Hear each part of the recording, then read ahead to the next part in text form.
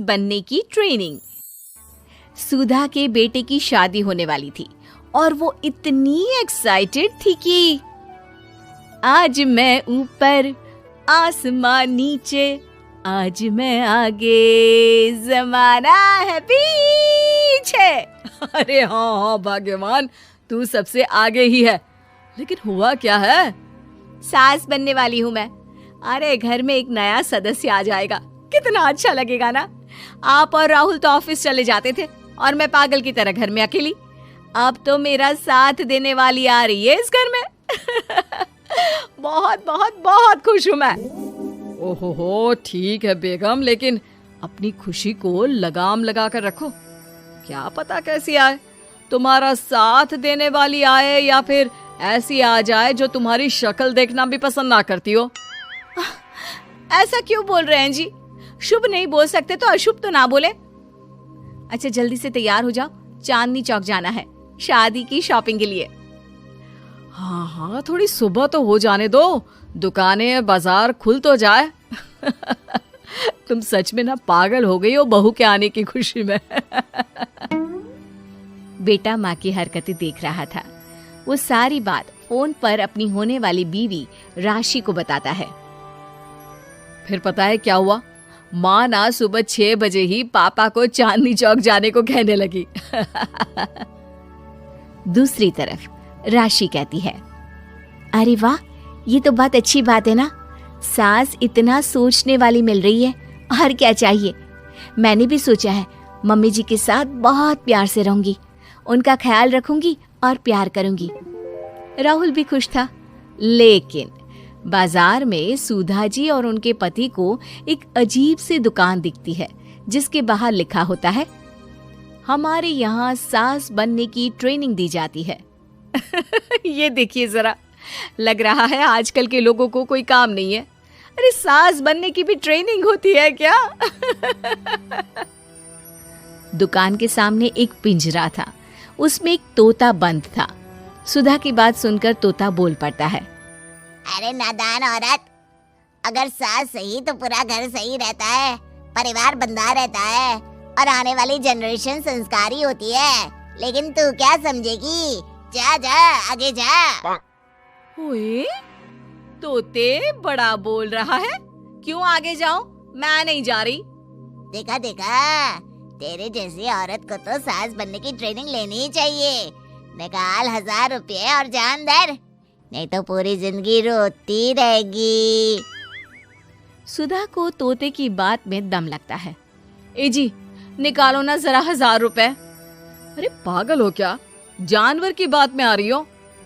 किस पागल आदमी की सुन रही हो, जिसे ये भी नहीं पता कि तोता जानवर नहीं पक्षी होता है। चलो निकालो 1000 रुपये और अंदर जाकर सास के रूप में जीवन को सफल कर लो। हाँ जी, बात तो ये सही बोल रहा है। कहाँ मैं आपकी बात में आ रही हूँ? मैं तो अंदर जा रही हूँ, 1000 रुपये दीजिए। पति क्या करता, बीवी की आज्ञा सर आंखों पर। लेकिन जैसे ही सुधा अंदर जाती है, सामने कई औरतें पहले से ही बैठी होती हैं। मेरी पहली बहू के वक्त मैंने इतना नहीं सोचा था, और आज वो मेरे सर पर चढ़कर नाचती है। गुरुजी, कोई उपाय बताए। तभी गुरु की नजर सुधा पर पड़ती है और वो आंखें बंद कर लेता है। तू पहले भी मेरी दुकान के सामने से होकर गई थी ना, तब क्यों नहीं आई? औरत जो कि गुरु के साथ मिली हुई थी। महाराज, तब पता नहीं था कि सच में सास बनने की भी ट्रेनिंग लेनी होती है। लगा था घर में कोई सदस्य आ रहा है जो सारा दिन मेरे साथ रहेगी, लेकिन ऐसा तो कुछ भी नहीं हुआ गुरुजी। चल फिर पैकेज लेकर 20,000 वाला कल से आ जाना। जी महाराज, गुरुजी की जय हो। वो औरत भी सुधा को देखती है और कहती है, सही जगह आई हो बहन। 10-20 हजार का मुंह नहीं देखना भाई, बस घर बस जाए तो सोचो गंगा नहा ली। बहुत कमा लेंगे अगर परिवार एक रहा, नहीं तो बुढ़ापा वृद्धाश्रम में बिताओ। सुधा डर जाती है। वो गुरु के पास जाती है और उन्हें पैसे देती है। देखो, एक मंत्र गांठ बांध लो कि कभी भी बहू को बेटी ना समझना। जितना दबाकर पहले दिन से रखोगी, धीरे धीरे प्यार दोगी तो मान रखेगी, नहीं तो। ना जी ना गुरुजी, समझ गई।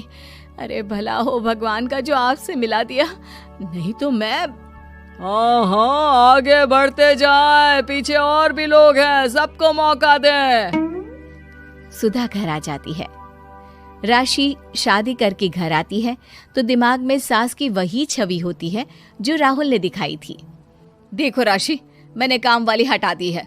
वो क्या है ना, 2000 महीने लेती थी, यानी कि 24,000 साल का, और 5 साल में उसे जोड़ो तो 1,20,000 रुपए। माँ जी, और 10 साल जोड़े तो? तभी राहुल आ जाता है।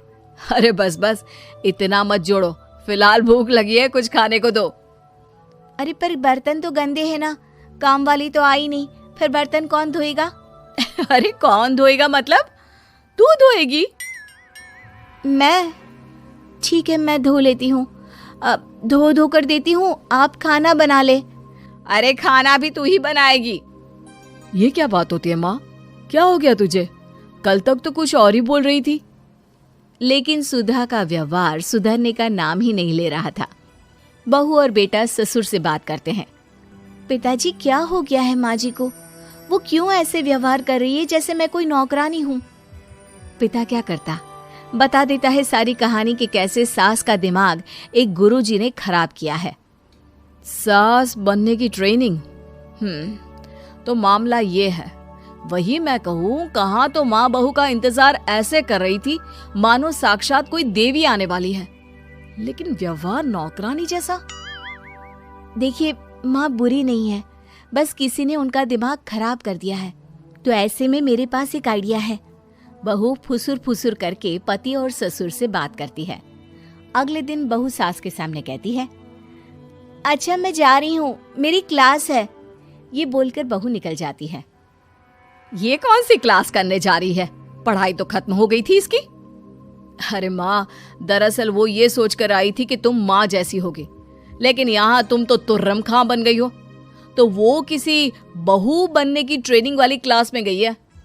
ये बोलकर बेटा बाप की ओर देखता है और आंख मार देता है। हाँ हाँ, वो तो तुम्हारी माँ ने भी सास बनने की ट्रेनिंग ली है बेटा। पहले का जमाना और था भाई, कि भोले मन से रिश्ते शुरू किए जाते थे। अब तो नई लड़की घर आते ही नौकरानी हटा देते हैं। बताओ, पिछले 25 साल से वो नौकरानी काम कर रही थी, तब तो कोई हिसाब किताब नहीं हुआ। अरे पापा, आप भी माँ को बोल रहे हैं? अरे माना, वो माँ समझ कर आई, घर में खुशहाली रखने के लिए हमेशा आप लोगों के साथ उठती बैठती, माँ को कभी जवाब नहीं दिया। लेकिन माँ की क्या गलती? अरे दादी ने भी तो ऐसा ही किया होगा ना माँ के साथ, तभी तो माँ अपनी बहू के साथ ऐसा कर रही है। नहीं, वो तो बहुत अच्छी थी, मेरे आने के बाद तो उन्होंने खाना बनाने वाली भी रख ली थी। अरे तो फिर तुमने क्यों काम वाली हटा दी? किसी के कहने पर अपना घर खराब कर रही हो तुम सुधा। अब बहू भी गई है ट्रेनिंग लेने, पता नहीं क्या सीख कर आएगी। नहीं, मैं अभी जाकर उसे ले आती हूँ। तभी बहू वहां पर आ जाती है। नहीं माँ जी, मैं कहीं नहीं गई थी, मैं तो सिर्फ आपके लिए ये नई साड़ी लेने गई थी। अब तो सब ठीक है ना?